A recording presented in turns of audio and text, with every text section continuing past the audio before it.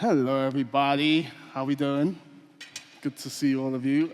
Welcome to this panel on exploring storytelling trends. As Susan Salati said, my name is Amon Warman, and I'm super excited to be moderating this event. We have a lot of interesting topics to delve into over the next 90 minutes. So strap in, this is going to be fascinating. I'm going to ask these awesome people some questions. Going to go out to you guys for some awesome questions. Make sure you dig up some good ones, because we're going to be excited to answer them. But before I start asking these amazing people some esteemed questions, I'm going to talk a little bit more about why they're here and who they are. So Susan mentioned we've got Wayne Borg right there.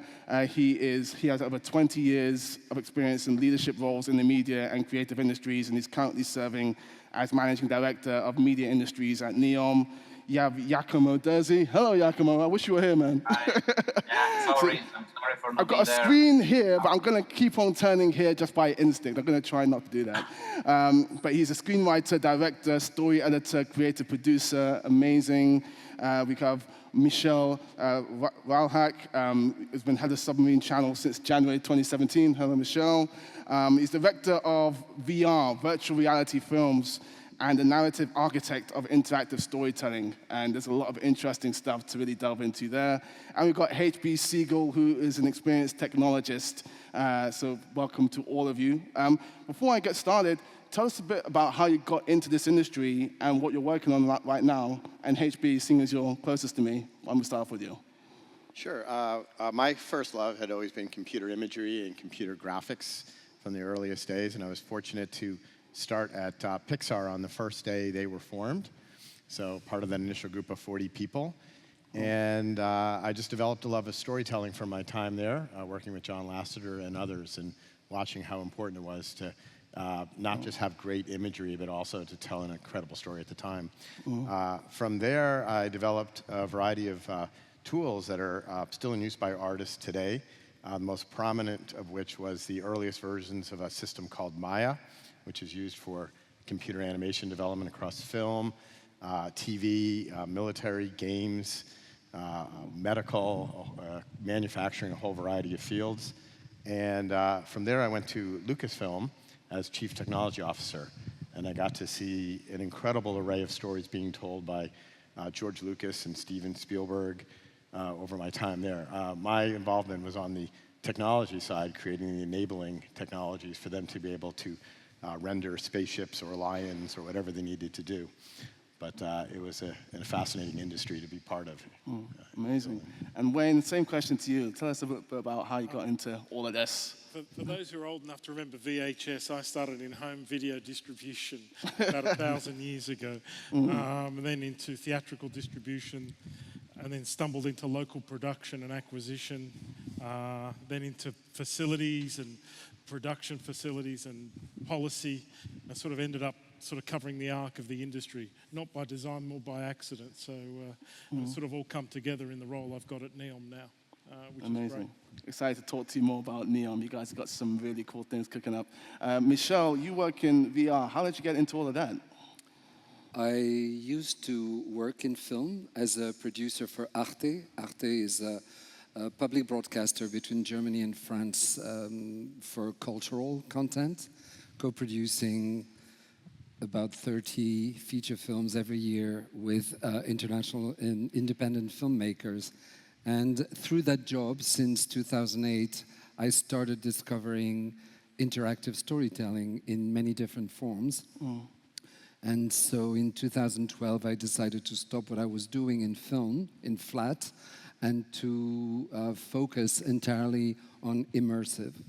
And since then, I've been both making VR experiences, but also mostly curating. I started Venice Immersive, which is a section of the International Film Festival in Venice as part of the Biennale in Venice. And this will be this year, at the end of August, our 8th edition, for which we premiere about 30 artistic immersive experiences every year that have not been shown before.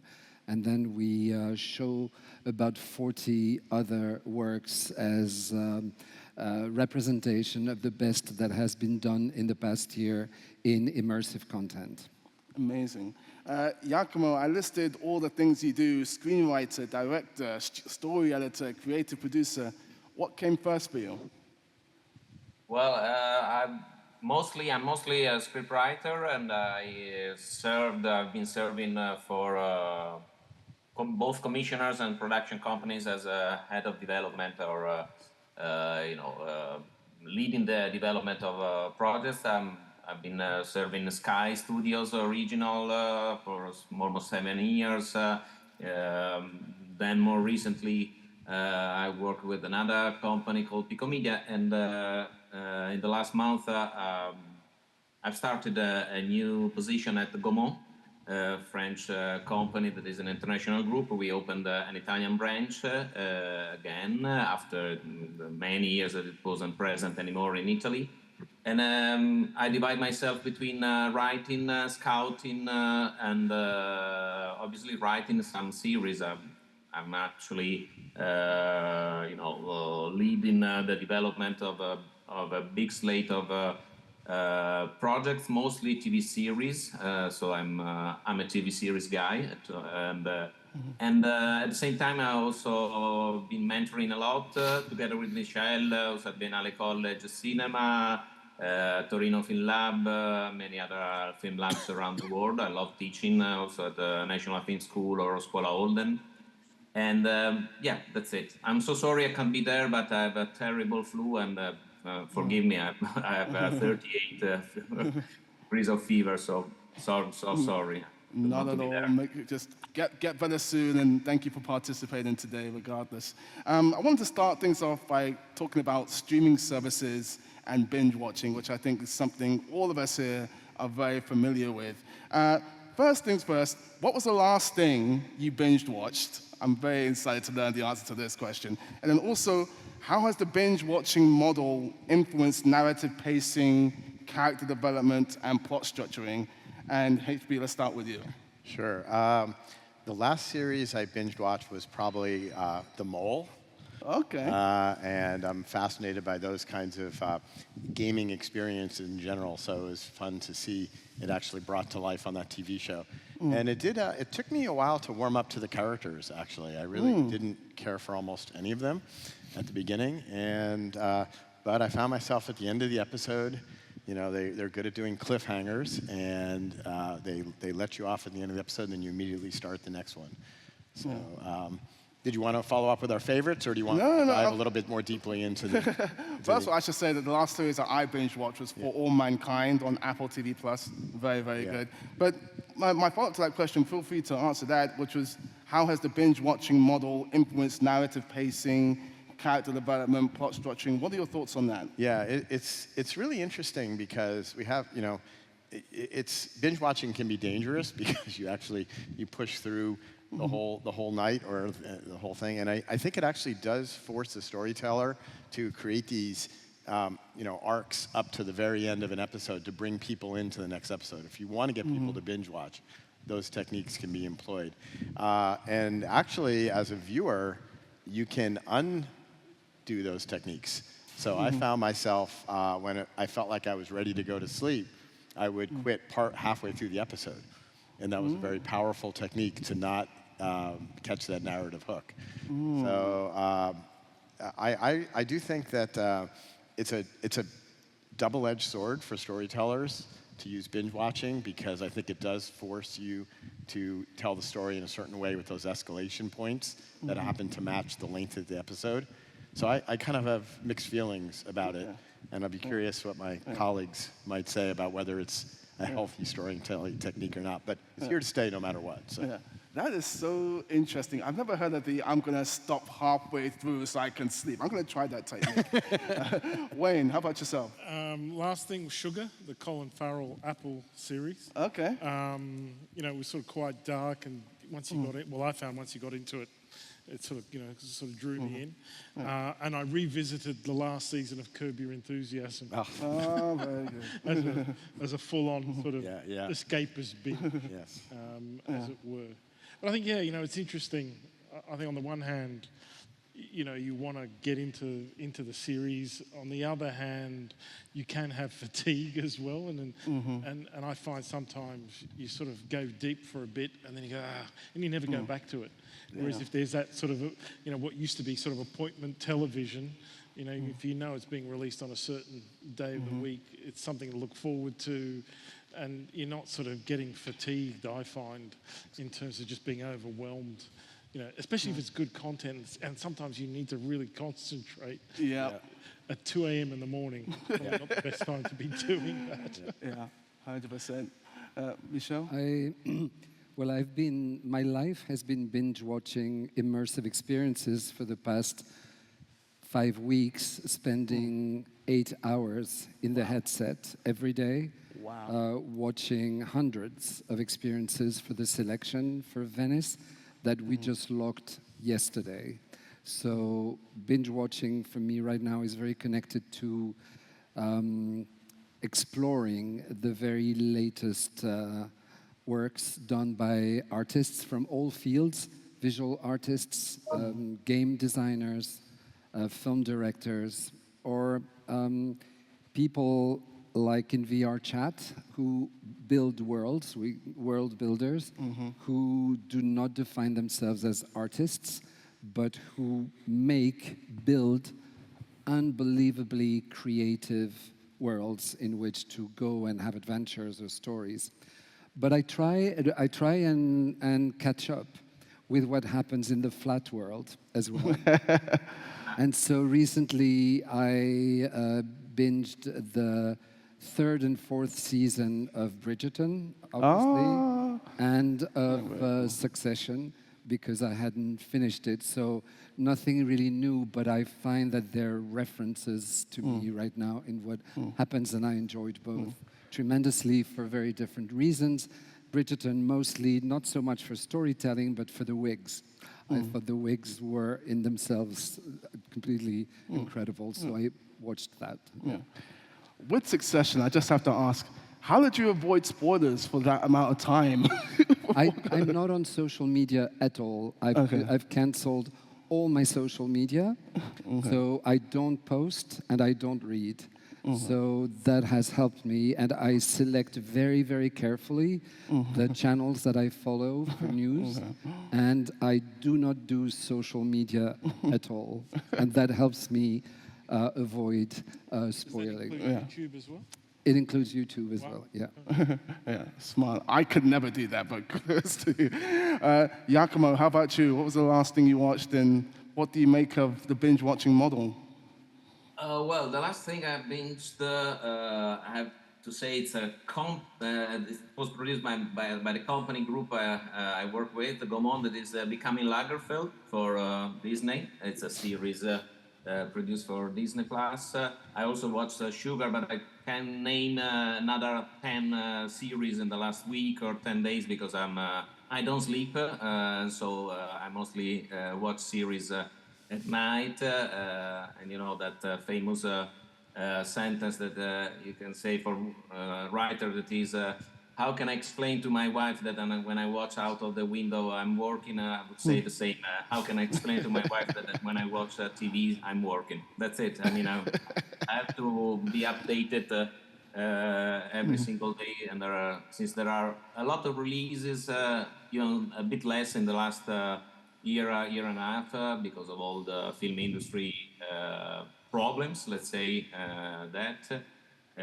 As for the binge, well, everything changed to me also for my education. I was educated to some 25 years ago at film schools on some dramaturgical laws and rules that had been totally dismissed after, I would say, a huge turning point that was February 1st, 2013, when Netflix has released House of Cards. Everything, all the episodes in the same day. And that was the beginning of the revolution of series, I would say, of the modern and contemporary series, where all those dramaturgical rules and narrative components that have been, so strongly attached to narrative tropes and so on were somehow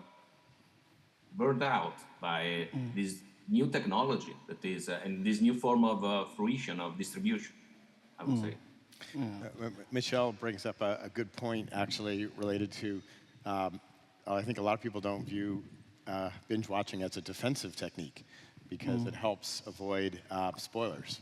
Yeah. Right? That for a popular series that's airing and you're in a community of people talking about it, if you binge watch it, at least it can't be spoiled for you. Yeah, that is a definite benefit to binge watching. And Michelle, I want to come back to you because you mentioned spending 8 hours a day recently with a headset on, which boggles my mind. That's incredible. With the advent of VR, and by the way, we should mention there's a VR room directly opposite us, which I'm definitely going to check out. If you haven't already, please do. With the ascension of VR, how do these technologies enhance narrative immersion and audience engagement from your perspective? I didn't catch the last part. How do these VR things do what? Enhance narrative immersion. Yes. Yeah. The cliche answer would be to say, because you are inside the story world and you're not outside, the fourth wall is broken. The fact that the fourth wall would be broken allows for empathy and allows for a special type of connection with the story itself, with the characters, with the actions. The interactivity enhances this even further. But I don't think that the fourth wall is broken in VR. I think that what breaks the fourth wall is interactivity. It's interaction with the story. That's when your actions, physically reflected in the VR world, have an impact on how the story unfolds. If you are in a 360 video, for instance, 360 video would be the equivalent of a film, except that instead of watching the images on a flat screen, the images are all around you, but you do not have any kind of interaction. This is what we call 3DOF, 3 degrees of freedom. For instance, if I'm in VR right now and I'm looking at this object, in 3DOF, in a 360 video, if I want to come closer to the object is going to move with me.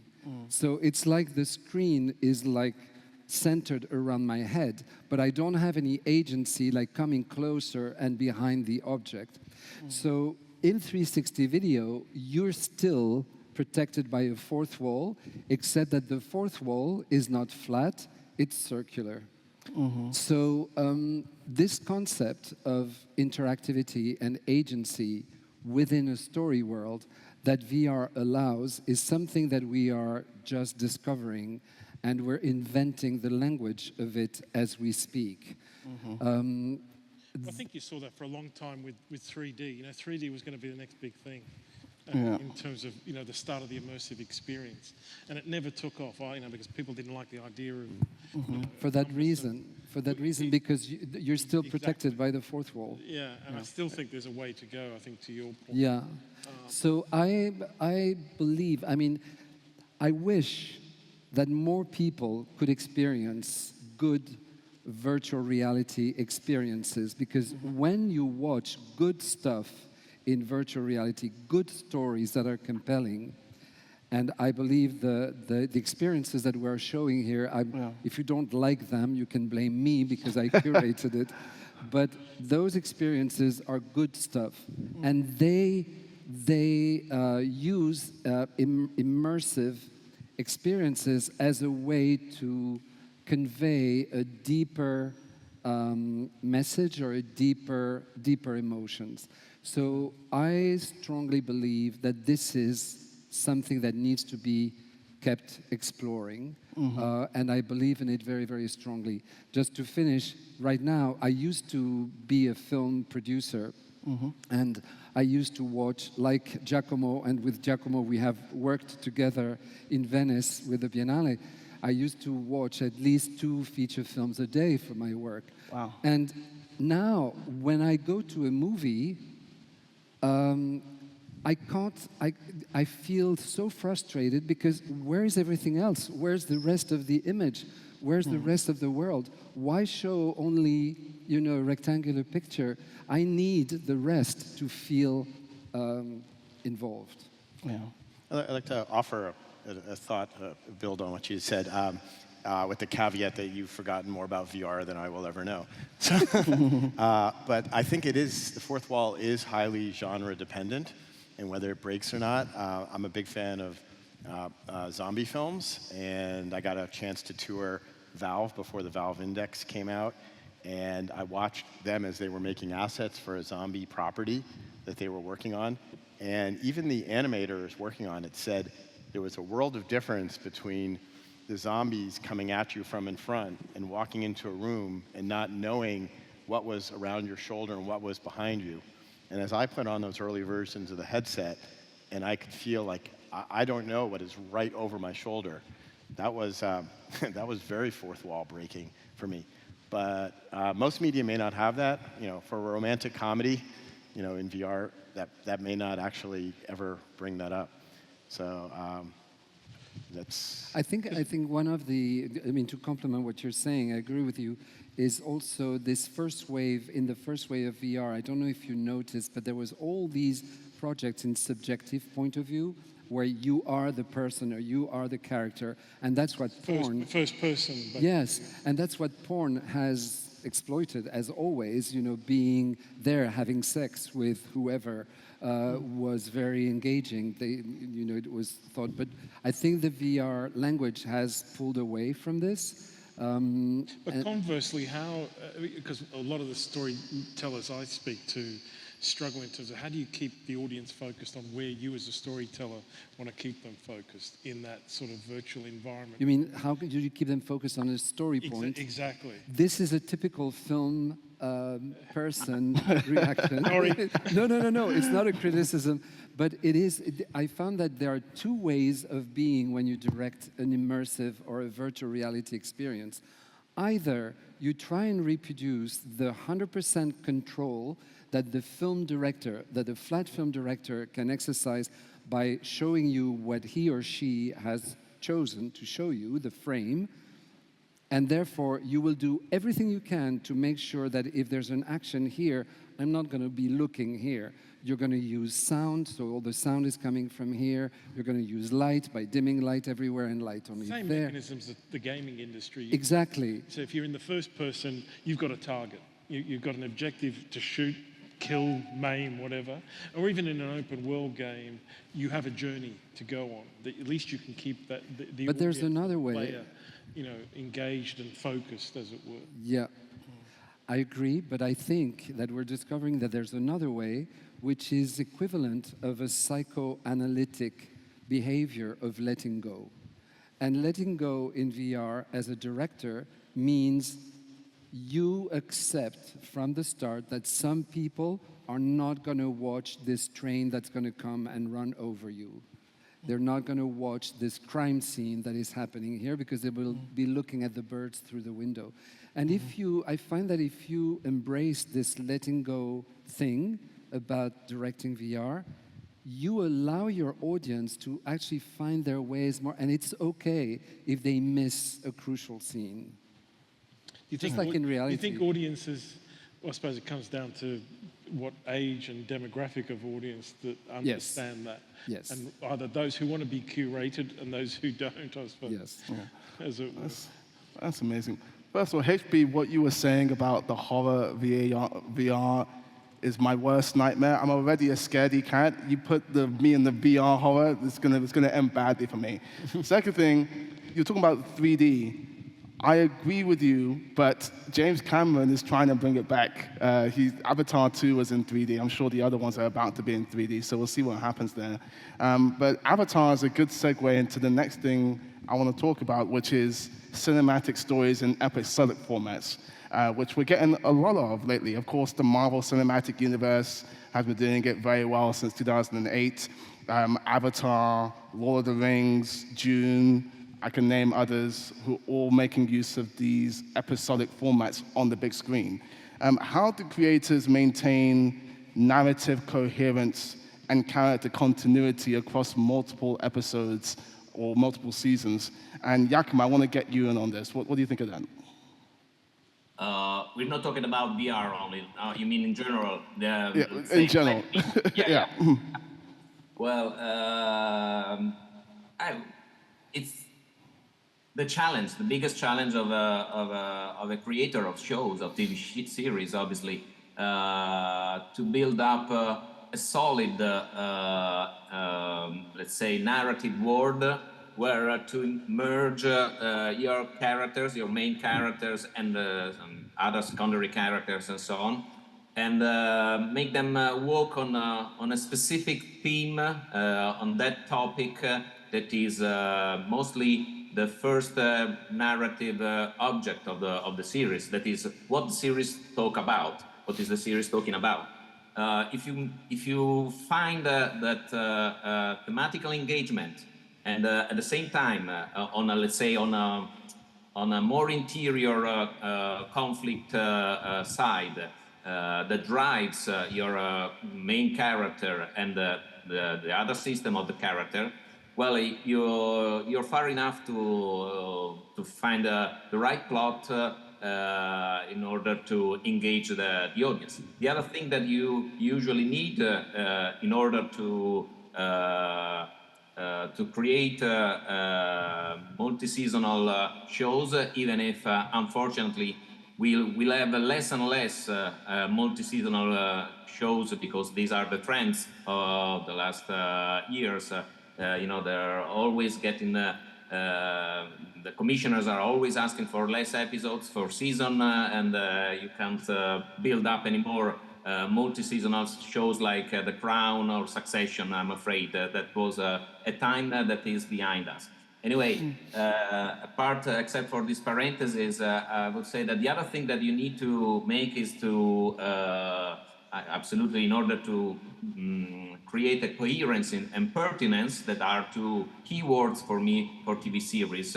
Everything must be coherent and pertinent to the main theme of the series, and so on. Are the rules of the engagement? What are the stakes? What is the tension about for your character's drive, and so on. So it's hard to say. There's not a receipt. The ones that there was, I would say, for series that to me are still the main case studies ever, the best series ever, like from Sopranos to The Wire, Mad Men, obviously, that is my personal Bible, since I'm not Catholic, that it is my Bible. And then what else? Succession in the recent years, obviously. Something was more clear. Now, I would say that even in terms of pace of enjoying, in order to enjoy the introduction of characters and so on, everything needs to be faster. And this is what commissioners' rules are mostly impacting on the freedom of TV shows creators. That is, everything must be clear. Once, on the contrary, the clarity was not a need at the real beginning of the series. Everything could be a bit more gray and dark in order to explore and navigate around the characters and around the plot story. Now I think that everything needs to get faster. Yeah. So there are no more rules also for like we grew up with the 4 acts episode model that changed obviously the 3 model acts of films. That was the specificity of the TV series.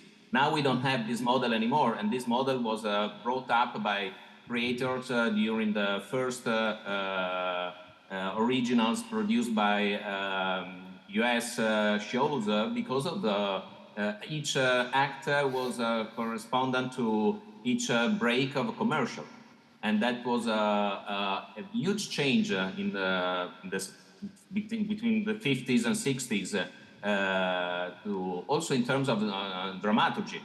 Now we don't have that need anymore because everything is released in one day, and so that was a huge impact also on the rules of dramaturgy, I would say.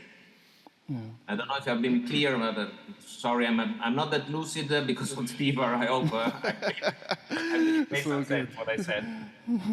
It's But all I think good. it's about you can't take your audience for granted. And you know what? Historically, you had audiences rusted onto a franchise, just in any form, whether it was music, books, film, television. That's gone, you know, and you have to not take them for granted in terms of how you develop your content, you know, the story arc, the depth of those characters, the multiple, you know, story narratives that you have, because that's what audiences, they want that depth. They want to be, you know, challenged as opposed to just throw out more of the same. You know, everybody thought, you know, Marvel would be the gift that just would keep giving. And, you know, there came a point where audience fatigue again. It's like, where's the depth to this? How many more explosions can you see? You know, or a big franchise film. Look at MI6, 7, Yeah. and you know the arc there. So I think you've got to keep coming back to, you know, treating your audiences, you know, with that respect and giving them, you know, sophisticated storylines. And again, don't underestimate their capacity to absorb that, because it's very easily, you know, easy for them now. 10 seconds in, 20 seconds in, Yep. 20 minutes in, you've gone. They're not going to come back to it. I do the same. I just, you know, it's so easy now just to move on. Yeah. You know, It's just writers are in a super tricky spot, and it's not getting better. Yeah. You know, from my time at IMDb, working on their extensive message boards related to content as was being produced, every episode that comes out, there's huge amounts of speculation about what's happening to characters, where the story's going. And as I imagine as a writer, you have to decide, like, are we going to turn a blind eye? We know a story we want to tell, and we got the character arcs that we want to take through, and the feedback is not important to us. Or do we want to pay attention to that feedback? And how do we want to integrate that into the story at all? And it's a really dangerous assumption to make on their part that they can do it. And I think that the longer the series runs, the harder that is. And the problem is actually probably worse across seasons than it is even within a season. And you get very long-running seasons like Lost, where it just kind of feels like maybe they get lost. They don't. I don't envy them trying to navigate that in 2024 versus 1960. You know, I laughed at that, but I probably shouldn't laugh. I have not seen Lost. It's still on my to-watch list. I've heard amazing things. I'm going to get to it. I'm going to get to it. I wanted to ask you something, because as I'm not so involved anymore in the in the TV series world, my feeling from what I'm watching is that there seems to be almost a systematic trick, which is always start with a big action, like something that in the past, at least when I was producing films, you would build up towards action. Now it seems like from the first episode, you get it all in your face and you have this massive event. And then from there, it's going to explain. I mean, an example from which I found so interesting in White Lotus, that each episode started with someone's dead, someone has been killed, and then you think, oh, who is that going to be? And you don't know who it is. And the whole system of the narration is who's going to die. And it holds you up through the thing. I think that's genius. I loved that trick. So is this something that you recognize as a trick, as something that is a new process in storytelling? It's interesting. I answer? I'm in two minds about this, because I think you're right in that we as a viewer want something to draw us in quite quickly at the start of anything, but it could be a double-edged sword. By that I mean, while it works for us as an audience member, for filmmakers, it can be quite frustrating, because they want to tell a story a certain way, but they may be forced to change it for us audience members. A really great example of this is Ghosted, which is a film made by Dexter Fletcher, starring Chris Evans and Ana de Armas. And Dexter Fletcher has been on the record talking about how in that first scene, he had to make something that was exciting to draw people in, and he didn't necessarily want to start his movie that way. But because he was making it for a streaming service, he felt compelled to do that. So it's a double-edged sword in what you're saying. It's the hook. You need a hook, whether it's somebody, the whodunit, or the mysterious character. Because again, it comes back to attention span. If you don't hook them in that first few minutes, you're likely to lose them, because people don't have the patience anymore to sort of sit through the evolution of a character or the storyline, because they've got 15 other things going on at the same time. And it's sad, maybe I'm old-fashioned. I don't know if it's, I mean, it's sad that we have less attention span. Yeah. But I don't know if it's sad that narratively, for the structure of a storytelling, it starts with a bang. But I don't know, Giacomo I don't know what you think. Well, I think that it's sad. I'm also old-fashioned. As I said, I grew up with these huge specs of series, that I loved. I fell in love with characters mostly. Now, the characters-driven narrative is definitely less, and relational series is definitely less successful than it was years ago, I would say. And as for the hook that we were mentioning, the need to build a fast pace of the story, you simply need to be more expositive. Once you need to hook the audience mostly for the exposing the interior conflict of your main character. Now you need to expose and establish the arena and all the rules of engagement, I call that are all the narrative components of the series, in a quicker way and in an exterior way. That is mostly the plot. You need to plot as soon as possible what it can be the first turning point, and so on. Once there was more attention to build a slow-paced narrative, like I mentioned before. If you go and watch the pilot of Mad Men, and you now watch Succession, for instance, it's crystal clear that the pace is so different. There in Mad Men, you can get the time to be involved, to be engaged with a complex character, with very complicated characters. With the complexity was something that was juicy. Now, as I said, I think that there's a need of clarity since the beginning in order to hook the audience without wasting their time. But, it means also, it has to deal also with the fact that, as I said, obviously everything is now released in the same day. Before, you need to take the audience back for each week for another episode. So that was the beautiful sense of repeating also your life. You're going to watch and you customize it was a customized experience for the audience. And I don't think it's any surprise if you look at some of those more complex shows like Succession. Billions is another great example where you've got not just one or two complex characters, you've got 10 complex characters who are all twisted and screwed up. And again, I don't think it's a coincidence that those shows were all, not binged. They weren't all dropped in one season. They were, dropped one episode a week through the course of their run, because it needed time to build. And I think they are rich shows, rich characters, as opposed to maybe stuff, that isn't necessarily as deep. Yeah. That's smash and grab. It does suggest that there might be either more use or even an overuse of certain storytelling techniques that artificially create that effect.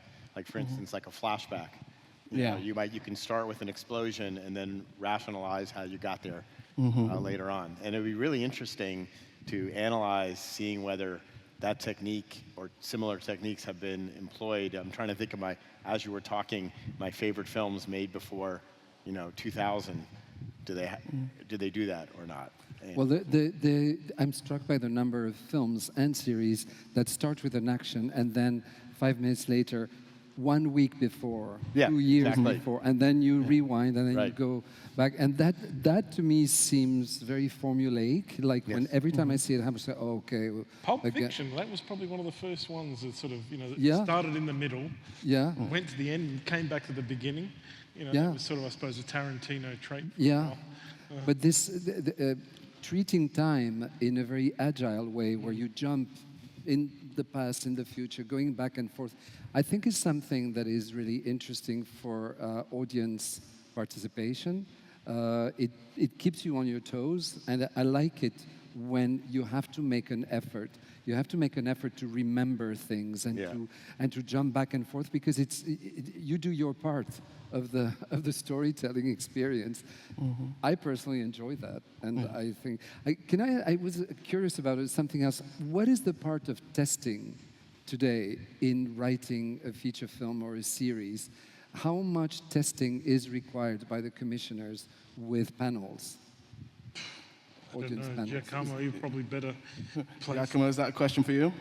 What do you mean, Michel, for testing? Like as you're going through first cuts, for instance, or a few scenes, and you project it to a limited panel of spectators, and then get feedback. I remember, for instance, I co-produced all of Lars von Trier's films from Breaking the Wave.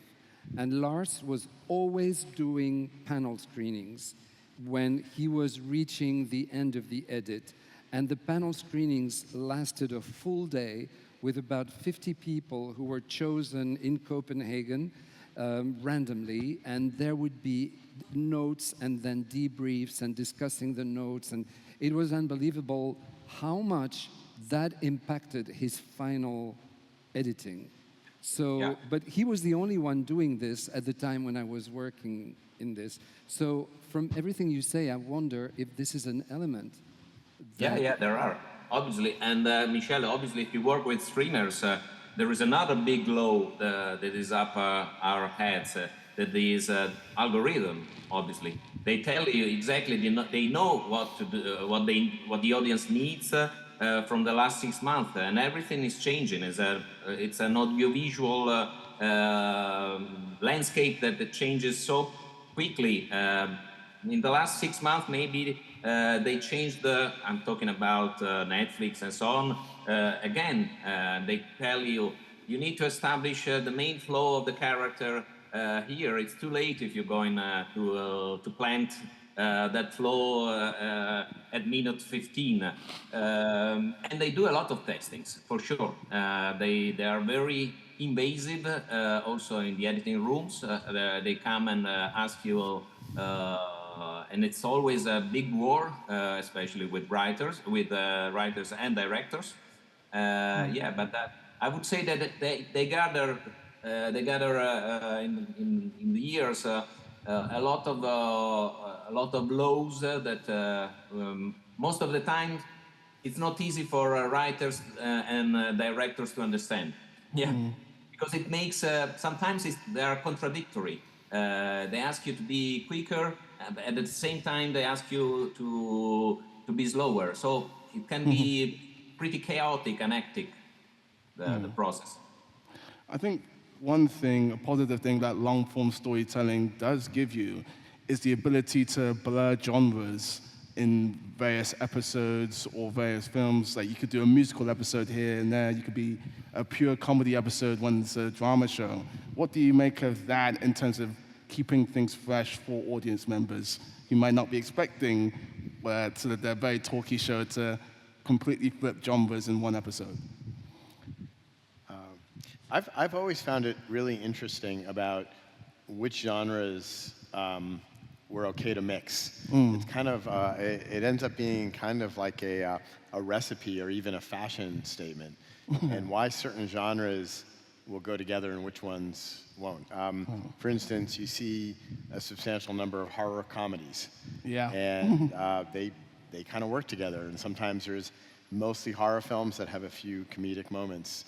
There's other other combinations that are very rare, and maybe tools like AI might let us experiment rapidly with seeing what kinds of mixes are unexpected and what kind of unexpected results we can get out that can be expanded and grown by writers in the future. See, okay, you brought AI into the discussion, so I'm gonna follow up on that. We are now legally obligated to talk about it for 15 minutes. What do you make of that as a tool in storytelling? Should we be worried about it? Should we be excited about it? What do you make of that? Because it's clearly on the ascent. It's clearly here to stay. Would you be wanting to use that more, do you think, in storytelling? Do you think that we're going to see that more as we go along? More use of AI? Yeah, the answer is yes. Be excited and be worried. It's definitely a brave new world, and I think anybody that tells you they know what's going to happen with all these cards hits the table, they're making it up as they go along too. Maybe they're a card or two ahead of you. I'm personally very excited, maybe a little bit more from the gaming standpoint than the film standpoint, but how AI can actually replace in game development, creating characters that have motivations and backgrounds that are fairly real, that don't need to be pre-programmed in. So I worked on huge amounts of crowd stuff from my time at Lucasfilm, pod race scenes and things like that. And so you have to create all these crowd scenes and then do technology to make them feel real. But you could create a crowd scene of families at Disneyland, and one family has a motivation that they have 3 kids that are whiny and hot. Another one is somebody else is looking for the bathroom. Somebody else has waited in line for too long. And you don't actually program those behaviors. You just describe their motivations and see what the AI is going to be doing in that scene. And it could make a very rich scene. It's not the fundamental part of the story at that point, but maybe it's a precursor to it. And it's super exciting and super scary and fun. Scary is the word that I be using. I recognize the positives that come with certain uses of AI, but I was just discussing it with a few people yesterday. Make sure that we keep using it as a tool and don't let the tool use us, because then it becomes scary and dangerous and all the rest of it. It is a tool at the end of the day, particularly in an environment where there's increasing financial pressure, budgets. It's how you manipulate the tool. I don't think it's a substitute for creativity, but in various parts of the value chain, it'll get your costs down, it'll speed the process up, whether it's character development, whether it's pre-vis, all those elements that took up a lot of man hours, a lot of cost can be truncated, but I don't think it's a substitute to the creative process or trying to capture what the creative intends. It will be a tool that aids them to bring to audiences their vision. In some ways, it's going to probably help them realize, better than anything they've been able to do before, to take what's in their heads and actually bring it to an audience in the way they truly conceived it. But time will tell. I'd love to have a crystal ball and say, yep, this is what it's going to be. Let's all meet up again in 10 years and have the same discussion. We'll see where we're at. Michelle, did you want to jump in? Yes, I just wanted to share, recently I've decided to go into training for creative use of different AI models for my next piece in virtual reality, because I thought I need to see how to use it. So I was trained to discover the different ones. So I started using Claude for the writing. I started using Leonardo for creating the visuals, and Catalyst to create the storyboards.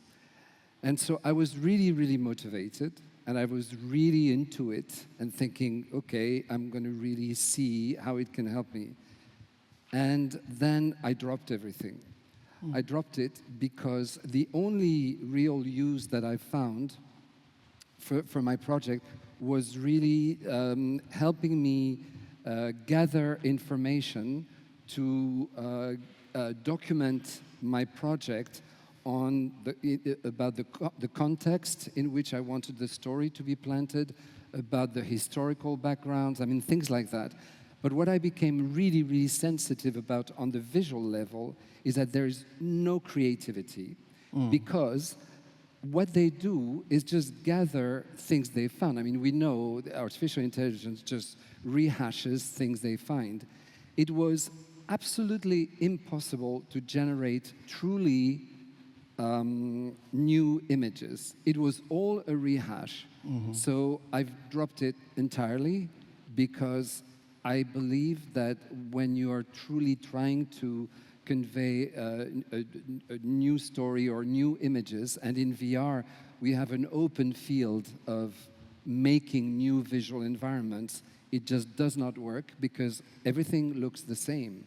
And you can spot what is done by VR. And I find that it's starting already to feel very much the same. Do you think that's a short-term problem, just in terms It may be, but over time? yeah, but then the core nature of large language model is to gather information, and it can only produce a mix of what they have. If you want to get a really different concept, it just can't. So maybe for film production, when you are you're using genres, etc., then it probably works. But my experience has been very disappointing in that sense because I didn't feel I was able to create the real thing I wanted. Well, I'm glad you said that in a way because the creative process to me is very sacred. And for me, it's still the province of creators, of humans who are putting those stories to connect with other humans into the world. And with the advent of AI, I get that it's coming, I get that it's useful, but I hope that that remains the case for me personally because those are the stories that I want to be connecting with. Speaking of work done by humans, Jakob, I want to come back to you because one of the things that I'm seeing be a trend over the last few years in order to help keep stories fresh is changing the perspective that they come from. There's been an uptick in representation and diversity in a number of genres. I think about the superhero genre, which now has more women and people of color at the helm, both in front of the camera and behind the camera. I think of a film like The Woman King, which has elements of Gladiator and Black Panther, but it's helmed by a black woman. Gina Prince Bythewood directed it, and Viola Davis is front and center as the lead in that. Can you speak to the importance of representation in terms of keeping things fresh for audiences? Well, yeah, it's the zeitgeist, obviously, of it's the spirit of this time that brought us to these new representations. Somehow also been changing the historical settings, like Michel has mentioned before, Bridgerton, and obviously this is the main. I mean, during the times of Bridgerton, there were no colored people and so on. But now, I mean, in this guy. So, what to say? It gave us obviously a wide range of opportunities in terms of creating characters and so on. But I wouldn't say anything else than that. I see that there are new topics, obviously, new issues that are hot topics nowadays, like fluidity, diversity, and all these very important topics. Obviously, yeah, let's say that it changed the perspective also for what it means creating a story around characters that are not anymore archetypical characters. So you need to evolve also the archetypical masks that were once used by dramaturgy, that were more set and precise and determined by all the dramaturgy. So yeah, it's a huge challenge also. Also this one for sure. I think one of the things that also comes with those types of stories is making sure they're culturally authentic. And Michelle, I want to come to you on that. In VR, when you're trying to create those stories and create those environments, what are the things you are paying attention to in order to make that environment authentic to the story?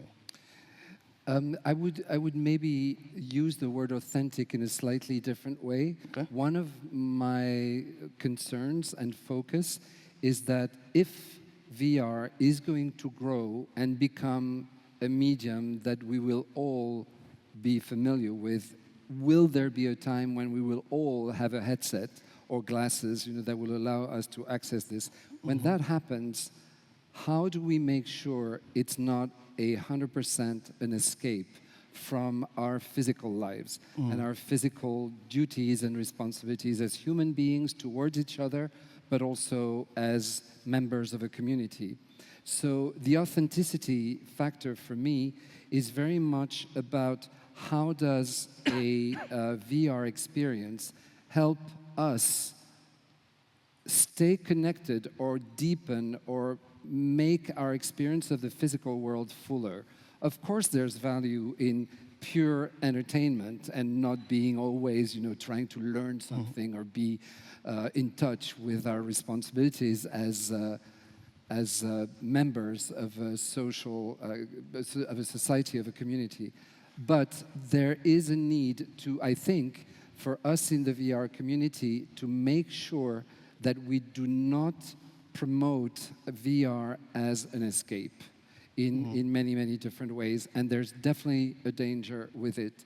For instance, when I spend, like I said, 8 hours in a headset, traveling through incredible worlds, when I take it out, I feel like both a zombie, because it's not good, neither for your eyes nor for your brain, but I also feel sad because the physical world is boring compared to what I see. Where are the colors? Where is all the super rich packaging You've got to of stop real? watching 8 films a day and get out. So the magic of being in the world, of being physically in the world, of being with each other, of being connected, that is the fundamental magic. And I think cinema, the same way, helps us keep that connection by inspiring us. My hope is that in VR, we can avoid the trap of full-on addiction, because it's really addictive, and that we can really see more and more projects that inspire us the same way that cinema does, on an emotional level, but also on a connection But type I of think that's process. where, particularly historic, the ability to connect to history in the most vivid way possible through VR. Yeah. And we all learn from history, that defines the future. So, for many young people, to lift it from just history books or just black and white photos and whatnot, to take it to the most vivid, most interactive, most immersive context, Yeah. I think can only help, in terms of young people agree, yeah. understanding whatever occurrence in whatever, time in history, whether it was ancient or more recent times. But can I ask you a question? You're working with NEOM in Saudi Arabia, which is probably the most emblematic project in the world today, focused on the future, with a huge ambition. Yep. Do you include in what you do with creating content or helping content being made, do you also include that kind of concern of connecting with the real, For real us, life? For us, it's because we don't have legacy. It's about how do we create an ecosystem and an environment that best enables and facilitates content. For 200 years, whether it's LA, whether it's London, any other part of the world, they're contending with legacy. And we're in the fortunate position of not having that legacy. So we can redefine based on what we think the future is going to be, how workflows happen, how work, processes, what the technology is to aid creators, not to substitute, but to enhance their ability to create the stories and the content that they envisage. And in a world where you are seeing convergence happen, whether it's through the backbone of game engine technology and what it's doing, whether it's in VR or traditional filmmaking and how that crosses over with gaming, it's how you bring all of that together. Which today, you look at all the various elements of the creative process, whether it's music, whether it's film, whether it's television, whether it's gaming, they're all still operating very separately. And, increasingly they are coming together. And, today the technology doesn't necessarily allow for that because of those legacy issues. So it's really about how do we sort of anticipate what the future is going to be to enable those processes in a way they haven't been able to before, and at the same time try and make it a more efficient process, either from a production standpoint or from a cost perspective. Because that's where everything is. It's not so much a race to the bottom, but a race to making it more for less, and that's not going to change. So that's really at the core of what we're doing, and in many ways, NEOM is about the future and redefining. And for us, it's really about building the plane as we're starting to fly it, as cliched as that may sound. Yeah. I'm gonna go ahead. Yeah, kind of to speak to the previous point and engage with this one. The embracing of kind of DEI initiatives in the filmmaking and TV it makes good financial sense because it enables way more people to tell stories and enables way more diversity of content for an audience seeking novelty, which we are in increasing numbers. Way more stories can be told, and with new tools for discovery that are getting better and better, those stories can be found. And even taking it, part of my job, my Amazon job, was in kind of trying to look a little beyond what people are doing with new ideas. You think about those DEI in even more expansive ways. The first person to be 150 years old is walking the earth right now, somewhere, as we improve there. So, and these tools enable maybe very young people and very old people to tell stories that will also be profoundly different from each other. Or from an ableist point of view, seeing, how they approach the world from a different, either super enhanced. We may have a enhanced Olympics, which would be crazy, right? I think it's just wonderful that we can have so many different and interesting stories told by being forward with that. That would be amazing. An enhanced Olympics. You got my mind thinking now. I'm going to throw it out for some audience questions in just a little bit, but before I do, we started off this discussion talking about the binge watching model. I want to talk to you about other release models, specifically the one episode a week model, which I find very interesting in relation to binge watching for so many reasons. I'm not sure if anybody here is watching The Acolyte right now, Star Wars Disney Plus series, which I'm really enjoying, but I think that could have benefited from a binge. On the other hand, on the other side of that, doing it 1 week at a time, especially if you're on social media like me, Michelle, you wouldn't know about this, is that people are engaging with it, they're discussing it, they're theorizing week to week. Which one is your preference, and what are the pros and cons of the one you like the most? When I start with you. I think, firstly, whether it's binge or phase, let's call it, programming. Look, ultimately, it's about, for those streaming services to maintain as a sticky relationship and maintain that subscription. That's the bottom line. Yeah. And that's really at the core of it. Not necessarily, I think, the ability for the for the creative to percolate and for the story and the content to percolate with audiences. I think that's a secondary concern. Ultimately, it's about how do I keep that subscriber connected to my service and without making it difficult, just sort of massaging that process. Yeah. For me, I prefer sort of a phased approach because otherwise everything drops. I put it on my list, and guess what? That list gets overridden by another list and I never go back to stuff. You know, there's just too much stuff. Yeah. And all these great things I want to watch, and I go back, oh yeah, I should watch that. And even though it's as simple as clicking, I'm going, do I really want to watch that? What else is there? You know, so I think it helps, you know, for me just to plan my viewing, because I know I want to know what's coming up with that episode. Whereas, again, fatigue, overwhelmed by content, options, life. Giacomo, I'm sure you've heard many people say a phrase like, this is a X-hour movie in relation to an upcoming TV show. What challenges does that present for storytellers such as yourself, especially when it comes to the one episode a week release model? Well, definitely 1 week model is giving you the opportunity to build up a different cliffhangers or turning points scheme, let's say. When you have all the episodes released, you can go in continuity from one scene to the other. On the contrary, for instance, I can come up with an example that is The Last of Us, an HBO series, where you can also have a standalone episode that is the episode of the couple of survivors meeting and growing up together. That is sort of standalone.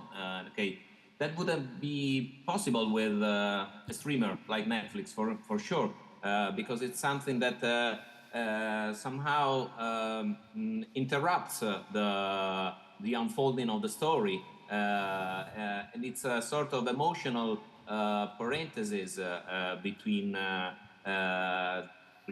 evolution of the story.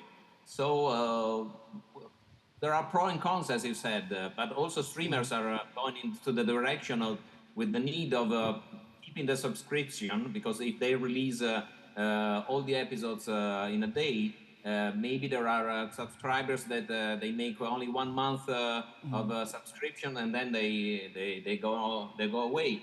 So they're changing also their model. There are now series for streamers also with a week release. Yeah, it's difficult to say what it brings. To me, it brings in terms of narrative. The old model brings you some more opportunity than the release moment. Yeah. All right, does anyone have any questions for our esteemed panel? Yes, you raise your hand and Mervyn Mike will find you. Mike is coming. Alternatively, if you have a very loud voice, you can project. It is fun. It is fun to have the energy. Of, I think he's going to wait for the mic. Test. Can you put your hand up, please? Hello. Hello. Thank you for the panel. It was super awesome. And I do have a few questions. Okay. You got multiple. You don't have to answer. It's not like, you know. But I think when you talk about trends and stuff, we are like coming from very different evolution. When you got the technology evolution to make films more easy to make with digital, we start to having more ways to do TV series with more quality and giving the writers more room to work the scripts, you know, the characters, more breathable time. And then we start great narratives such as Sopranos, Mad Men, whatever. And we're talking about private, right? Not like ABC, CBS, or whatever. So on that note, do you think the way that we consume media today, you know, the changed drastically in the last 10 years? Now we have phones, screens, big screens, or whatever. And what do you think are the effects on the storytelling trends on that? Like, how do you cope with that velocity of things changing, you know? And another note on VR, I have previous experience with VR storytelling. I wrote some films, but they are like 180, not 360. And I love it's just mind-bending. It's like changes everything. I think the 3D cinema, when you have like a flat screen, like is really bad. But when you put a headset and you watch a 3D film, a VR or whatever, it's just an experience like mind chain bending. It's just like try everyone. It's super awesome. And also you can direct the vision of your subject to different narratives, so they can watch more than one time your film, and that's super awesome. Yeah. And just one more thing. Do you think traditional blockbuster films are why they are like lacking quality? Do you think the editing part, whether studios or the guys who run things have a saying, not doing many tests, or because I think it's pretty much we feel that apart from, of course, some films, the majority, it's really lacking, I don't know, something from the screenwrite point of view. I don't know. A story. Thank you. Can I? Go ahead. No, I think, well, you know, look at last summer. You had at one extreme Oppenheimer, which was a very deep, dense, backwards and forwards story, and then Barbie at the other extreme. Okay. I'm going to stop right there for a second. Wait. Hands up if you'd Barbenheimered last year. Anyone? Oh, good. Did you wear pink? No? God, you let the side down. Continue. No, but I think what it says ultimately, if you have a story that resonates with your audience, it will connect. And as simple and as naive as that may sound, that's ultimately what it's about. So often you see a script and say, well, where's the essence of this? And it somehow gets made because it gets forced out there. But that's ultimately what it's about. It's about connecting with an audience. And that, as always, will be, it doesn't matter what happens over time, whether you're a YouTuber like Mr. Beast, who's got, 266 million subscribers, or, a major director, you've got to connect with your audience. And that's what it's ultimately, what you as a creator, you should strive to do. Be passionate about and pursue doggedly your story. And that's, I think, what will yield you the connection and the success. It's oversimplification, but that, I think, is at the core of it. Can I add something to this, to what you just said, Wayne? I've started an exercise like a year ago for myself, where every time I watch a movie, a series, or a VR experience that I feel is meaningful for me, I try to actually word what it is changing in my life. How does it change? I'll give you an example. Succession, for instance, has really helped me in two things. One, it has so strongly reaffirmed my belief that kindness is powerful, that being kind, being nice is a power, opposite to everything that happens in the movie. Yeah. And the second thing, there's a huge advantage at being very direct, very straightforward, not wasting any time beating around the bush, and just saying the things you need to say, or requesting the needs you need, and be very direct, very simple, very short, and just go for it. Those two things Succession has given me, but in a very, very concrete way. So I love now, I'm still processing Bridgerton because it's so cheesy that I don't know what it has given me. But aside from my curiosity for fancy wigs, it has given me something, and I'm still trying to decipher. But putting words, putting expressions on exactly, and actually writing it, has been a very, very interesting exercise for me. In this way, exactly what you were saying, the impact of series or films on our lives, connecting with how we live, is very direct and incredibly inspiring and interesting, I find. HB, do you want to? What went through my head as you were asking that question and seeing it from a technology point of view is whether we'll see the advent of technologies that will enable you as a storyteller to tell a story that can work perhaps in VR and on the big screen and on the small screen, and that a system can step back from that and look at the staging and cinematography. This is like probably cinematography heresy, you know, to basically restage and reformat that scene in a way that's more than just scaling it. Because we know that those big screen experiences maybe don't work so great when you're watching it on your phone at 30,000 feet.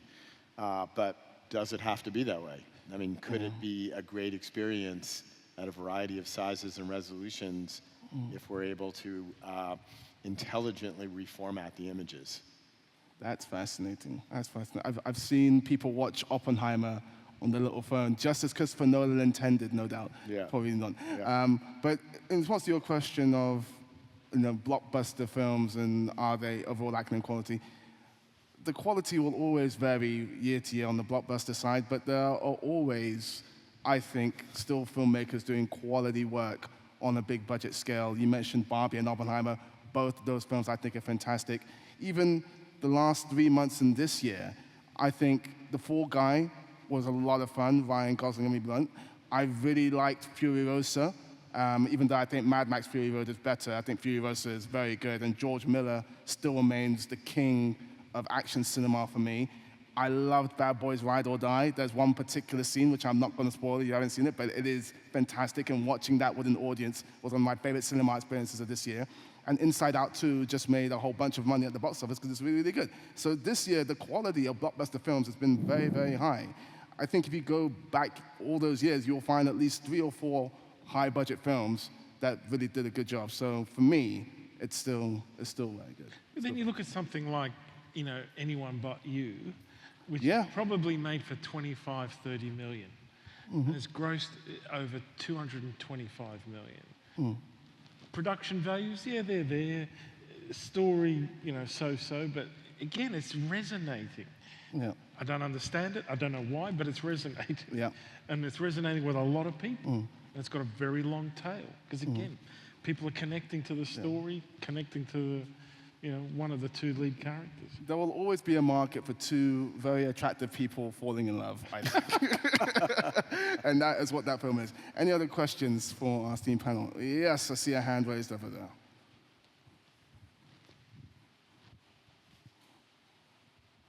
Thank you. Hi, my Hello. name is Kira. I'm an actor, writer, and a digital design graduate. Wow. So throughout this discussion, you have all spoken about your experiences with working on your projects as well as using AI as a tool.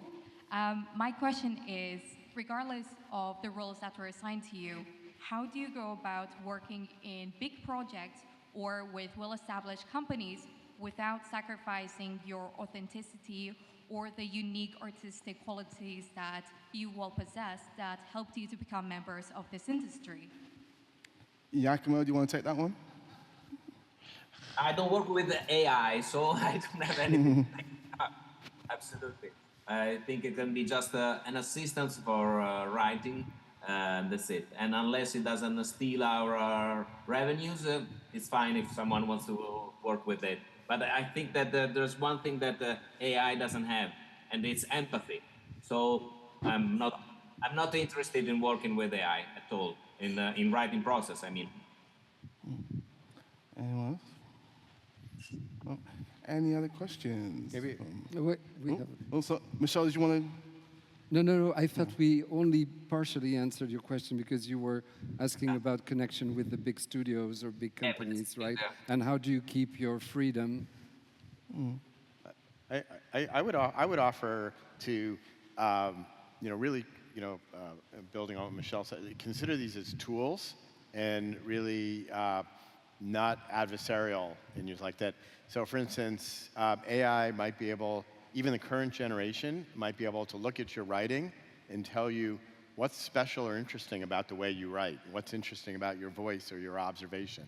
And it might tell you really generic, boring stuff, or you may be pleasantly surprised. It might offer you an insight that seemed less obvious. And you may find it a reflective exercise in the sense that,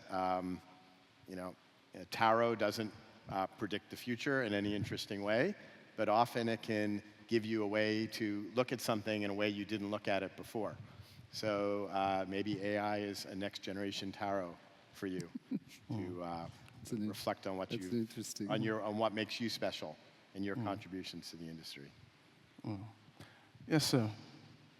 Hello, I'm Michael, and I would like to thank you for such a great discussion, and it's really interesting. And I personally love to create original content, and I would like to try to seek a way through breaking trends in terms of genre.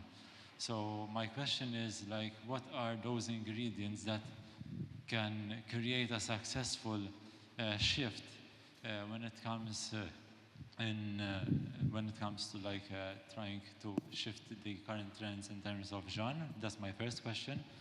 And my second question is about AI, and how do you think that it will affect the way we tell our stories, also in terms of audience engagement? Who wants to take that one?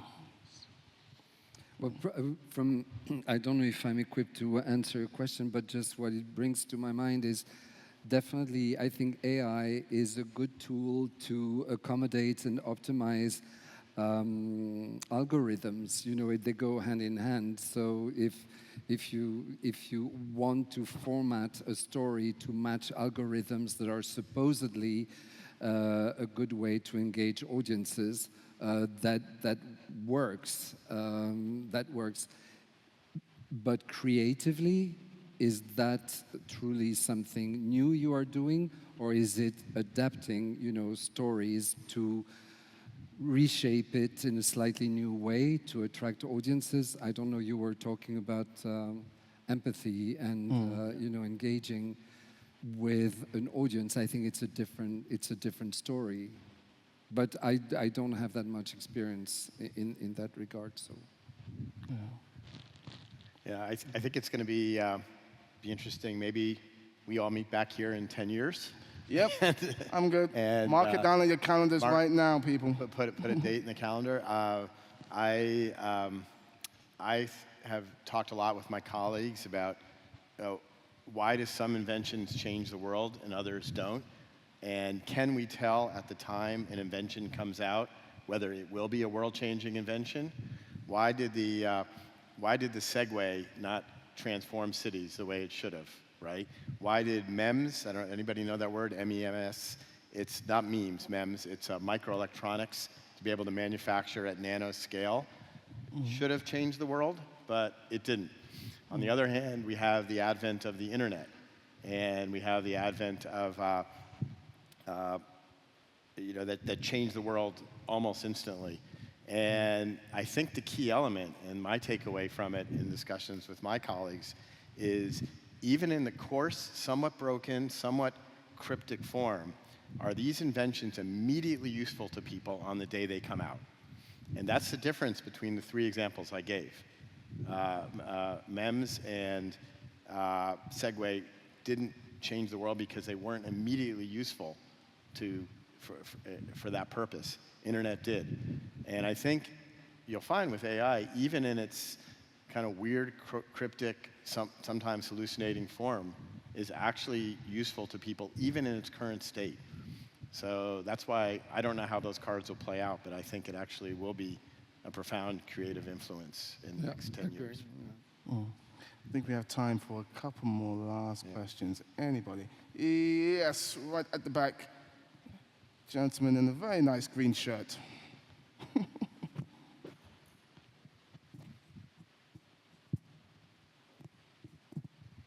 Hello. That was a great talk.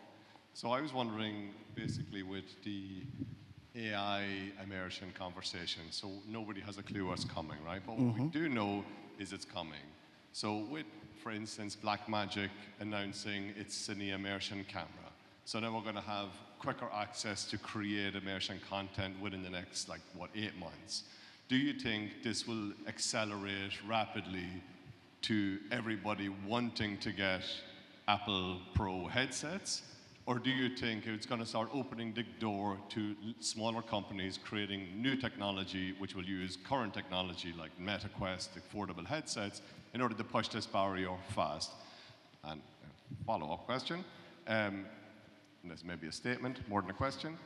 Do you think that in, say, 5 years' time, with AI, with that immersion data that will now exist in massive quantity across the internet, that, for instance, an episode of Sopranos that was filmed a few days ago could then be rendered as a 3D experience where somebody could walk around because it could then have had enough data to render what the other side of every camera angle would have been back then? So... Wow. Yeah. Well, on the last part of your question, this is already happening.